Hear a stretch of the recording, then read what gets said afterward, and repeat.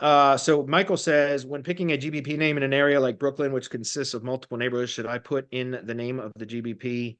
A, the neighborhood where the address is, B, Brooklyn, or C, no location keyword. Well, there is a benefit for adding the location modifier, like appending it to the brand name. I do that for a lot of multi-location projects, uh, where I'll just add the city name. I understand what you're talking about. I have a number of, I have a link building client that does high-end restaurant SEO, which if anybody has ever tried to do SEO for restaurants, it really only works if it's a high-end restaurant, right? And which is specifically what they do. So we're talking really high-end restaurants. But they do very hyper local targeting.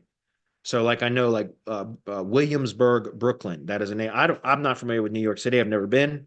Don't really care to ever go, to be honest. But I understand that Brooklyn is very, very dense, and there's a bunch of like boroughs or sections of Brooklyn.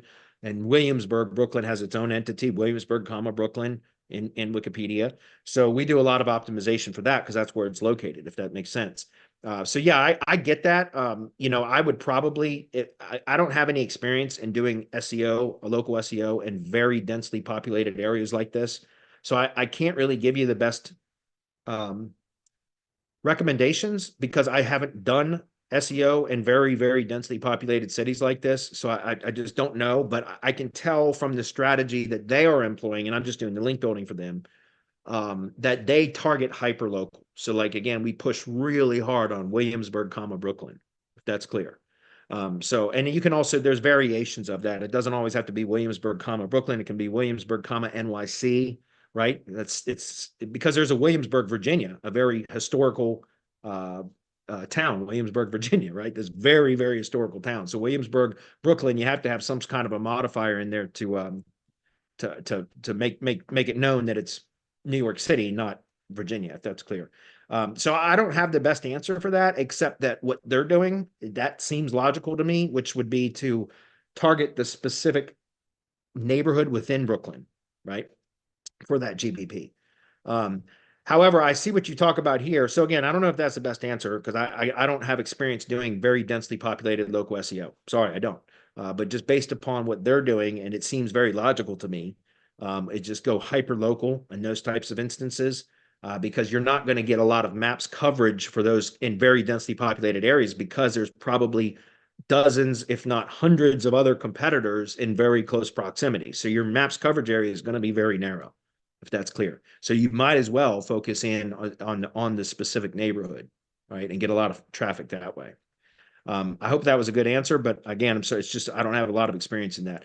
But you say your current logic is to make a different GBP for each neighborhood. I would not recommend that because and again, I don't know this to be sure because I have not done this, but in more traditional type cities that aren't super densely populated in the tree service industry, I used to do like each quadrant. So I do a GBP in the northwest, northeast, southeast, southwest. So I would do 4 GBPs, and if it was a fairly big city, I would try to divide it up into quadrants, and I would try to get a GBP in each quadrant. And that worked for many years. But at some point, I don't know if it's the pigeon or the penguin, or not pigeon, pigeon or possum filter. It's one of those that is a maps filter that when there are too many GBPs for the same brand that are too close in proximity, they will start to ghost some of them, which means they just won't even show in the search results. You can tell if it's a ghosted listing if it doesn't appear for a search query when it should, and then you click plus or minus in the map zoom level one time. You just click it one time, and then all of a sudden it appears. That means it's been filtered out. It's either pigeon or possum filter. I can't remember which one.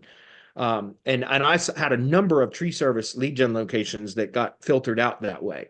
And so I learned that you don't want to be now again in a very densely populated area like Brooklyn, which has different neighborhoods, like you mentioned, Williamsburg being one of them. It may be okay. I don't know. I don't have any experience testing that. I just know that on a kind of a broader scale for other cities with tree service stuff, I started seeing that pigeon or possum filter occurring. So I stopped doing that. Hopefully that's clear. But again, that was also 3-4 years ago now, when maps coverage area would be a lot bigger. You guys all know they keep shrinking proximity, their coverage areas for maps. It keeps going more and more hyper local. And so it may work now. I don't know because I haven't tested that in several years. Hopefully that's clear. I'm just saying, like, if I did quadrants now, because maps coverage area has been narrowed considerably, it may be okay. I don't know. I just don't have any projects where I still have GBPs that close to each other. That's clear.